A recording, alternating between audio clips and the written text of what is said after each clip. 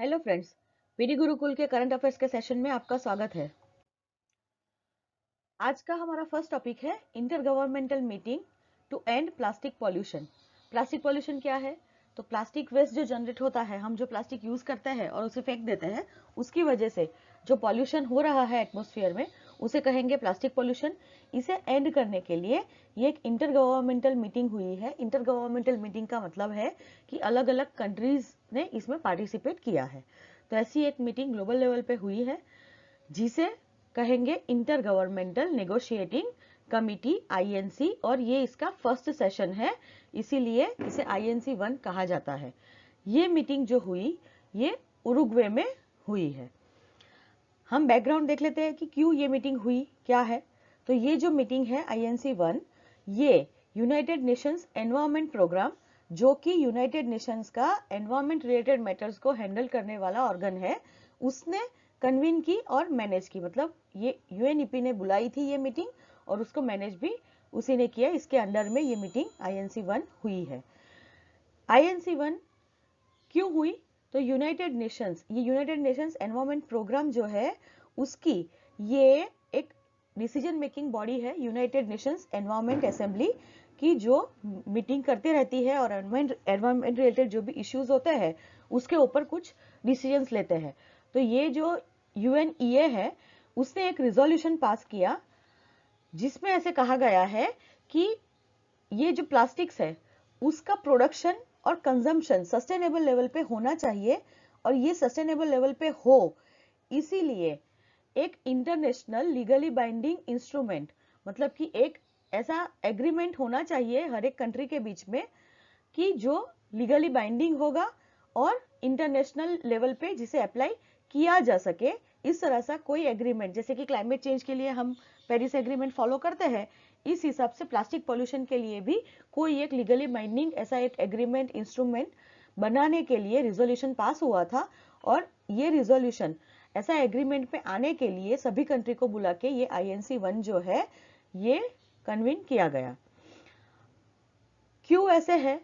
तो OECD, organisation for economic cooperation and development, ये कुछ कंट्रीज का ग्रुप है। तो ये OECD ने एक रिपोर्ट दिया है जिसमें उन्होंने कहा है कि ग्लोबल प्लास्टिक प्रोडक्शन, मतलब कि ग्लोबल लेवल पे, वर्ल्ड लेवल पे 2019 में ये जो प्लास्टिक का जो प्रोडक्शन हुआ था ये 460 मिलियन टन जितना हुआ था, जो कि 2000 में सिर्फ 234 मिलियन टन था। काफी बड़ा है अभी प्रोडक्शन, और प्रोडक्शन बड़ा है, यूज बड़ा है, उसकी वजह से ये जो प्लास्टिक वेस्ट है ये अभी 353 मिलियन टन हो गया है, जो कि 2000 में 156 मिलियन टन था। मतलब कि ये डबल हो गया है। तो प्लास्टिक प्रोडक्शन बढ़ा है, उसकी वजह से प्लास्टिक वेस्ट डबल हो गया है। इसीलिए एक ऐसा कोई इंस्ट्रूमेंट, एक ऐसा एग्रीमेंट बनाने की जरूरत यूनाइटेड नेशन एनवायरमेंट प्रोग्राम की यूनाइटेड नेशंस एनवायरमेंट असेंबली को जरूरत लगी और उन्होंने रिजोल्यूशन पास किया। इसकी वजह से इंटर गवर्नमेंटल मीटिंग कन्वीन की गई। यहां से याद रखना है कि ये जो इंटर गवर्नमेंटल मीटिंग है प्लास्टिक पॉल्यूशन एंड करने के लिए, इसे कहेंगे इंटर गवर्नमेंटल निगोशिएटिंग कमेटी। ये ऐसा फर्स्ट सेशन था, इसीलिए इसे INC 1 कहा जाता है, जो कि उरुग्वे में कंक्लूड हुआ है, जिसे यूनाइटेड नेशंस एनवायरमेंट प्रोग्राम ने कन्वीन किया और मैनेज किया। ये UNEA के रिजोल्यूशन की जो एक इंटरनेशनल लीगली बाइंडिंग इंस्ट्रूमेंट बनाना चाहता है, इसके बाद में ये मीटिंग की गई, ये रिजोल्यूशन अडॉप्ट हुआ उसकी वजह से। और OECD के हिसाब से प्लास्टिक प्रोडक्शन 2019 में 460 मिलियन टन हुआ है, और प्लास्टिक वेस्ट जो है वो 2000 के 160 मिलियन टन जो था प्लास्टिक वेस्ट, उससे डबल होके 353 मिलियन टन हो चुका है। अभी मीटिंग हुई है तो कुछ आउटकम आए होंगे उसके। तो ये जो आउटकम डॉक्यूमेंट है, मतलब कि एक रिपोर्ट पब्लिश हुआ है ये मीटिंग के बाद में। तो ये जो आउटकम डॉक्यूमेंट है, ये जो रिपोर्ट है, उसका नाम दिया गया है summary of plastic pollution science. तो इसमें क्या कहा गया है? तो ये रिपोर्ट में, ये डॉक्यूमेंट में प्लास्टिक ह्यूमन हेल्थ और एनवायरमेंट हेल्थ के बीच में लिंक है, ऐसा रिकॉग्नाइज किया गया है। ऐसे कहा गया है कि प्लास्टिक जो है वो ह्यूमन हेल्थ और एनवायरमेंट हेल्थ पे खराब इफेक्ट करता है। ये एक रिलेशन है इन तीनों के बीच में, ये चीज को रिकॉग्नाइज किया गया है।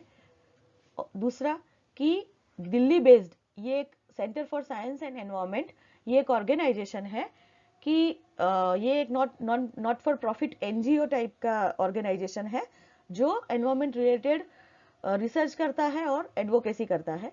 तो ये जो centre for science and environment है, इसने ऐसा कहा था कि प्लास्टिक पॉल्यूशन जो है ये हमारी जो मटेरियल की लाइफ साइकिल है उसमें रूट है, मतलब कि उससे रिलेटेड है। मटेरियल की लाइफ साइकिल मतलब क्या है कि मटेरियल प्रोडक्ट उसका प्रोडक्शन होके वो एनवायरनमेंट में कैसे एंड अप करता है, ये जो पूरी उसकी लाइफ साइकिल है उसे कहेंगे मटेरियल की लाइफ साइकिल। और ये अभी कैसी है, किस तरह से हम कोई भी मटेरियल जो भी हमारी इकोनॉमी में बन रहा है उसको यूज करते हैं, तो take make and dispose economy के कंसेप्ट पे ये मटेरियल लाइफ साइकिल डिपेंडेंट है।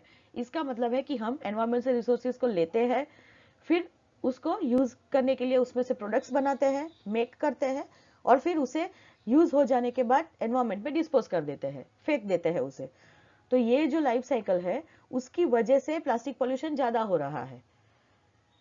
तो इसके लिए क्या करना चाहिए, तो ये जो करंट ट्रेंड है टेक मेक और डिस्पोज इकोनॉमी वाला, उसे रिप्लेस करना चाहिए सर्कुलर इकोनॉमी से। सर्कुलर इकोनॉमी का मतलब ऐसा है कि जो भी मटेरियल या तो प्रोडक्ट्स इकोनॉमी में जनरेट हो रहे हैं उसको रीयूज करें, रिपेयर करें, रिफर्बिश करें एंड रिसाइकल करें। रीयूज करना मतलब फिर से यूज करो उसे किसी भी तरह से, रिपेयर कर सकते हैं, रिपेयर करके यूज कर सकते हैं, नई प्रोडक्ट ना खरीद के पुरानी प्रोडक्ट को रिपेयर करो। रिफर्बिश करना है मतलब कि जो भी पुरानी प्रोडक्ट है उस पर कुछ एडिशन डिलीशन करके उसको यूजफुल बनाए। एंड रिसाइकल करना मतलब कि पूरा जो मटेरियल है वही मटेरियल को फिर से, जैसे प्लास्टिक है तो उसको रिसाइकल कैसे कर सकते हैं कि प्लास्टिक पिघलवा के दूसरी जो छोटी छोटी प्लास्टिक आइटम है वो हम बना सकते हैं, तो इस तरह से रिसाइकल कर सकते हैं। तो ये मटेरियल्स एंड प्रोडक्ट्स को जब भी इकोनॉमी में रीयूज, रिपेयर, रिफर्बिश और रिसाइकल किया जाता है, ऐसी इकोनॉमी को सर्कुलर इकोनॉमी कहते हैं। तो हमें अभी ये टेक मेक डिस्पोज इकोनॉमी की जगह पे ये सर्कुलर इकोनॉमी बढ़ाने की जरूरत है, ऐसा ये आउटकम डॉक्यूमेंट में कहा गया है। यहां से याद रखना है डॉक्यूमेंट का टाइटल क्या है, summary of plastic pollution science, और इसने प्लास्टिक ह्यूमन हेल्थ और एनवायरमेंट हेल्थ के बीच में रिलेशन है ऐसा रिकॉग्नाइज किया है। Centre for science and environment ने जो पोजीशन दी थी कि प्लास्टिक पॉल्यूशन जो है ये मटेरियल की लाइफ साइकिल में रूटेड है और ये टेक मेक और डिस्पोज इकोनॉमी के वजह से प्लास्टिक पॉल्यूशन ज्यादा हो रहा है, इस चीज को यहाँ पे एंडोर्स किया गया है, मतलब कि सपोर्ट किया गया है। और जो भी अभी करंट ट्रेंड्स है इकोनॉमी में, इसको हमें सर्कुलर इकोनॉमी में कन्वर्ट करने चाहिए। टेक मेक डिस्पोज इकोनॉमी की जगह पे सर्कुलर इकोनॉमी बनानी चाहिए, जहाँ पे जो भी मटेरियल और प्रोडक्ट्स बनाई जाती है उसे रीयूज, रिपेयर, रिफर्बिश और रिसाइकल करना चाहिए। अभी ये डॉक्यूमेंट में और कहा गया है कि सर्कुलर इकोनॉमी बनानी है, अगर हमें ट्रांजिशन करना है तो उसके लिए हम 4 स्ट्रेटेजिक गोल्स को फॉलो कर सकते हैं। क्या है ये गोल्स, तो फर्स्ट है कि रिड्यूस करना है ये प्रॉब्लम को। कैसे रिड्यूस कर सकते हैं, तो जो भी प्लास्टिक आइटम्स हम यूज करते हैं उसको एलिमिनेट करके या तो सब्सटीट्यूट करके। इसका मतलब है कि कुछ प्लास्टिक आइटम को हम यूज ना करें या तो उसकी जगह पे वो प्लास्टिक यूज ना करके कुछ उनके सब्सटीट्यूट अपनाएं। जैसे कि हम प्लास्टिक कैरी बैग्स यूज करते हैं तो उसकी जगह पे प्लास्टिक कैरी बैग को यूज ना करके उसकी जगह पे हम environmental friendly jute bags use कर सकते हैं। तो इस तरह से प्लास्टिक आइटम्स जो है उसका यूज जो है वो हम रिड्यूस कर सकते हैं, तो प्लास्टिक वेस्ट का प्रॉब्लम ऑटोमेटिकली रिड्यूस हो जाएगा। दूसरा है कि हमें ऐसे इंश्योर करना पड़ेगा कि प्लास्टिक प्रोडक्ट जो भी है ये सर्कुलर है, मतलब कि ये पूरी जो उसकी लाइफ साइकिल है उसमें हम उसको रीयूज करें, रिपेयर करें, रिफर्बिश करें और रिसाइकल करें। तो ये रिसाइकल हो, इसे मतलब इसे कहेंगे सर्कुलर। तो ये जो प्लास्टिक प्रोडक्ट्स है वो सर्कुलर बनाने का ट्राई करना चाहिए, हमें इंश्योर करना चाहिए कि जो भी प्लास्टिक यूज हो रहा है वो रिसाइकलिंग में जाए, वेस्ट जनरेट ना हो। प्लास्टिक की जो लूप है ये इकोनॉमी में क्लोज करनी चाहिए, मतलब कि ये सर्कुलर पूरा लूप जो है वो क्लोज होना चाहिए, रिसाइकल होना चाहिए प्लास्टिक। और कुछ प्लास्टिक्स ऐसे होंगे जिसको रीयूज नहीं किया जा सकता या तो रिसाइकल भी नहीं किया जा सकता, तो उन्हें एनवायरमेंटली रिस्पॉन्सिबल मैनर में हमें मैनेज करना पड़ेगा। उनको जो डिस्पोज करेंगे वो इस तरह से करेंगे कि जिसकी वजह से प्लास्टिक पॉल्यूशन कम से कम हो। तो ये 4 स्ट्रेटेजिक गोल्स दिए हैं जिससे सर्कुलर इकोनॉमी में ट्रांजिशन किया जा सकता है। यहाँ से याद रखना है कि फर्स्ट तो प्रॉब्लम को रिड्यूस करना है। हम ये रिड्यूस कैसे करेंगे? एलिमिनेट और सब्सटीट्यूट करके प्लास्टिक आइटम को। प्लास्टिक आइटम सर्कुलर होनी चाहिए और लूप इकोनॉमी में उसकी क्लोज होनी चाहिए। दूसरा कि जो भी प्लास्टिक रीयूज या तो रिसाइकल नहीं हो सकते हैं उन्हें एनवायरमेंटली रिस्पॉन्सिबल मैनर में हमें डिस्पोज करना है या मैनेज करना है। अभी इंडिया में क्या स्टेटस है प्लास्टिक वेस्ट का और हम क्या कर रहे हैं? तो मेजोरिटी जो प्लास्टिक इंडिया में यूज हो रहा है वो पैकेजिंग के लिए यूज होता है। जो भी प्लास्टिक हम यूज करते हैं वो ज्यादातर पैकेजिंग के लिए यूज होता है, जिसकी वजह से ही ज्यादा से ज्यादा वेस्ट भी प्रोड्यूस हो रहा है। और ये पैकेजिंग के लिए जो प्रोडक्शन हो रहा है प्लास्टिक का वो भी हर साल बढ़ रहा है। दूसरा कि यूनियन मिनिस्टर ऑफ एनवायरमेंट है, उन्होंने ऐसा कहा है कि 2019-20 में 34 लाख टन से ज्यादा प्लास्टिक वेस्ट इंडिया में प्रोड्यूस हुआ था, कि जो लास्ट 5 साल में डबल हुआ है। मतलब बिफोर 5 इयर्स ये इतना नहीं था, 5 गुना कम था। सॉरी, 5 साल में ये डबल हुआ है, मतलब इससे आधा था, मतलब 15-16 लाख टन होगा उस वक्त, जो अभी 34 लाख टन हो गया है 1920 में। इसकी वजह से ही 2016 में गवर्नमेंट ने प्लास्टिक वेस्ट मैनेजमेंट रूल्स बनाए हैं, पब्लिश किए हैं, जिसमें फर्स्ट टाइम ये एक्सटेंडेड प्रोड्यूसर रिस्पॉन्सिबिलिटी का कंसेप्ट उन्होंने लाए थे। ये क्या कंसेप्ट है? इसका मतलब है कि प्रोड्यूसर की रिस्पॉन्सिबिलिटी रहेगी, उनकी रिस्पॉन्सिबिलिटी को एक्सटेंड किया गया है। किस चीज में? तो जो भी प्रोड्यूसर होंगे जो प्लास्टिक मटेरियल बनाते हैं, वो या तो प्लास्टिक मटेरियल जो भी इंपोर्ट करते हैं वो इंपोर्टर्स, एंड जो भी ब्रांड ओनर्स है प्लास्टिक मटेरियल के लिए, इन सबको रिस्पॉन्सिबल ठहराया जाएगा कि उनको ही प्लास्टिक वेस्ट को, जो भी इनकी प्रोडक्ट्स की वजह से जो भी प्लास्टिक वेस्ट जनरेट हो रहा है उसको कलेक्ट करे और उसको रिसाइकल करे। रिसाइकल करने के लिए ये आउटसोर्स भी कर सकते हैं। तो ये ईपीआर कंसेप्ट है। यहाँ से याद रखिएगा इंडिया में प्लास्टिक पॉल्यूशन के लिए क्या क्या मेजर्स लिए हैं और प्लास्टिक वेस्ट की क्या हालत है। तो सबसे ज्यादा इंडिया में जो भी प्लास्टिक यूज हो रहा है वो पैकेजिंग के लिए यूज हो रहा है और दिन ब दिन उसका यूज बढ़ता जा रहा है। 2019-20 में 34 लाख टन से ज्यादा प्लास्टिक वेस्ट प्रोड्यूस हुआ था। प्लास्टिक वेस्ट मैनेजमेंट रूल 2016 में गवर्नमेंट ने नोटिफाई किए हैं और जिसमें फर्स्ट टाइम ये ईपीआर का कंसेप्ट लाया गया था। ईपीआर कंसेप्ट के हिसाब से जो भी प्रोड्यूसर, इंपोर्टर्स और ब्रांड ओनर्स है उनको प्लास्टिक वेस्ट कलेक्ट और रिसाइकलिंग करने की जिम्मेदारी दी गई है। नेक्स्ट टॉपिक है सोशल हॉस्टिलिटीज इंडेक्स। तो इसका मतलब क्या है? सोशल हॉस्टिलिटीज का मतलब क्या है कि सोसाइटी के अंदर जो भी दंगे होते हैं, रायट्स होते हैं, जो भी प्रॉब्लम्स आते हैं, इसे कहेंगे सोशल हॉस्टिलिटीज। और पर्टिकुलरली ये जो इंडेक्स है ये हर एक कंट्री में ये सोशल हॉस्टिलिटीज कितनी है उसको मेजर करता है और उसके हिसाब से कंट्रीज को रैंक देता है। अभी ये जो सोशल हॉस्टिलिटी इंडेक्स है ये ज्यादातर रिलीजियन बेस्ड हॉस्टिलिटी पे बेस्ड है, वो रिलीजियस हॉस्टिलिटी को मेजर करता है, जिसमें इंडिया ने इस बार टॉप किया है। इंडिया फर्स्ट नंबर पे है सोशल हॉस्टिलिटी इंडेक्स में रिलेटिंग टू रिलीजन। धर्म के लिए जो भी सोशल हॉस्टिलिटी होती है उसमें इंडिया ने टॉप किया है, मतलब इंडिया रैंक 1 पे है। ये अच्छी खबर नहीं है, इसका मतलब है कि दुनिया में सबसे ज्यादा सोशल हॉस्टिलिटी इंडिया में हो रही है, ऐसा ये इंडेक्स में कहा गया है। ये इंडेक्स वॉशिंगटन बेस्ड एक थिंक टैंक है, एक ऑर्गेनाइजेशन है प्यू रिसर्च सेंटर, वो पब्लिश करता है, उसने रिलीज किया है ये रिपोर्ट। ये क्या मेजर करता है? तो ये रिलीजियस हॉस्टिलिटी मेजर करता है किनके द्वारा? तो प्राइवेट इंडिविजुअल्स, ऑर्गेनाइजेशंस या तो ग्रुप्स जो भी होंगे, ये कितने रिलीजियसली हॉस्टाइल है एक दूसरे के लिए, इसे है ये मेजर करता है। ये इंडेक्स जो है इसमें टोटल 13 मैट्रिक्स है, मतलब कि 13 पैरामीटर्स है जिसके बेस पे ये इंडेक्स मेजर किया जाता है, जिसमें रिलीजन रिलेटेड आर्म कन्फ्लिक्ट या तो टेररिज्म जिसे कहेंगे ये इंक्लूडेड है, एंड मोब या तो सेक्टोरियल वायलेंस जिसे हम रायट्स कहते हैं ये भी इंक्लूड है ये 13 मैट्रिक्स के अंदर। इंडिया को ये जो टॉप रैंक मिला है तो इसमें कुछ पॉइंट्स ये लोग देते हैं, जैसे कि 10 पॉइंट्स का इनका स्केल है, मैक्सिमम 10 पॉइंट्स मिलते हैं, जिसमें से इंडिया को 9.4 पॉइंट्स मिले हैं, जो कि बहुत ज्यादा है। ये पाकिस्तान और अफगानिस्तान जैसी कंट्रीज जो है इससे भी खराब है ये। इनके भी जो पॉइंट्स होंगे वो 9.4 से कम रहेंगे।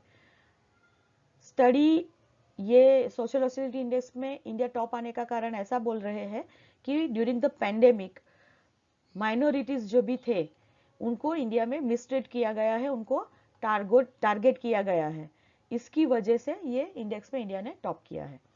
याद रखिएगा सोशल हॉस्टिलिटी इंडेक्स जो है वो प्राइवेट इंडिविजुअल्स, ऑर्गेनाइजेशंस और ग्रुप्स के द्वारा जो भी रिलीजियस हॉस्टिलिटीज होती है उसको मेजर करते हैं, ऐसे एक्ट्स को मेजर करते हैं।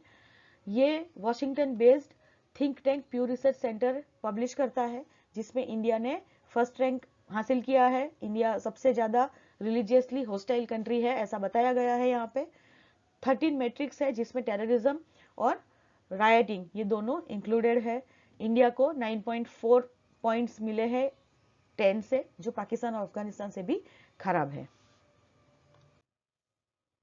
अभी यहाँ पे ये जो इंडेक्स है इसमें वर्स्ट 11 कंट्रीज डिक्लेयर किए गए हैं, और ये वर्स्ट 11 कंट्रीज है, इन्हें कहते हैं कि सोशल हॉस्टिलिटी इंडेक्स में ये वेरी हाई कैटेगरी में आते हैं। टोटल 198 कंट्रीज को यहाँ पे रैंक किया गया था, जिसमें से ये जो 11 है वो काफी खतरनाक है, जिनका सोशल हॉस्टिलिटी इंडेक्स जो है वो वेरी हाई लेवल पे आता है ऐसा कहा गया है, जिसमें इंडिया टॉप करता है। फर्स्ट इंडिया है, दूसरा Nigeria, Afghanistan, Israel, Mali, Somalia, Pakistan, Egypt, Libya, Syria and Iraq, ये 11 कंट्रीज इसमें शामिल है। यहाँ से क्वेश्चन आ सकता है कि कौन से ये वेरी हाई कैटेगरी में आते हैं, या तो कौन से नहीं आते हैं। तो ये 11 कंट्रीज जो है वो याद रखनी है। कौन सी है? India, Nigeria, Afghanistan, Israel, Mali, Somalia, Pakistan, Egypt, Libya, Syria and Iraq. ये वर्स्ट 11 परफॉर्मिंग कंट्रीज है SHI इंडेक्स में। अभी हम आज का क्वेश्चन देख लेते हैं क्या है। Question is which of the following statements is incorrect about INC1? Option A, Intergovernmental Negotiating Committee INC1 was convened by United Nations Development Programme. Option B, INC1 was held in Uruguay. Option C, INC1 came after a resolution was endorsed at the United Nations Environment Assembly. Option D, INC1 outcome document titled Summary of Plastic Pollution Science recognized the links between plastic, human health and environment health. सोचिए इसका answer क्या होगा। Okay, यहाँ पे incorrect statement पूछा है, तो statement 1 is incorrect. ये जो INC1 है वो किसने कन्वीन किया था? United Nations Environment Programme. यहाँ पे यूनाइटेड नेशंस डेवलपमेंट प्रोग्राम दिया गया है, जो कि गलत है। वो यूरुग्वे में हेल्ड हुआ था, उरुग्वे में इसको कन्वीन किया गया था, और UNEA के रिजोल्यूशन के बाद में ही ये INC कन्वीन किया गया है, और उसका आउटकम डॉक्यूमेंट जो है वो प्लास्टिक, ह्यूमन हेल्थ और एनवायरमेंट हेल्थ बीच की लिंक रिकॉग्नाइज करता है। तो B, C and D are correct answers. Incorrect is option A, so our option will be option A। आज के लिए इतना ही, फिर मिलेंगे दूसरे करंट अफेयर्स वीडियो के साथ। Thank you.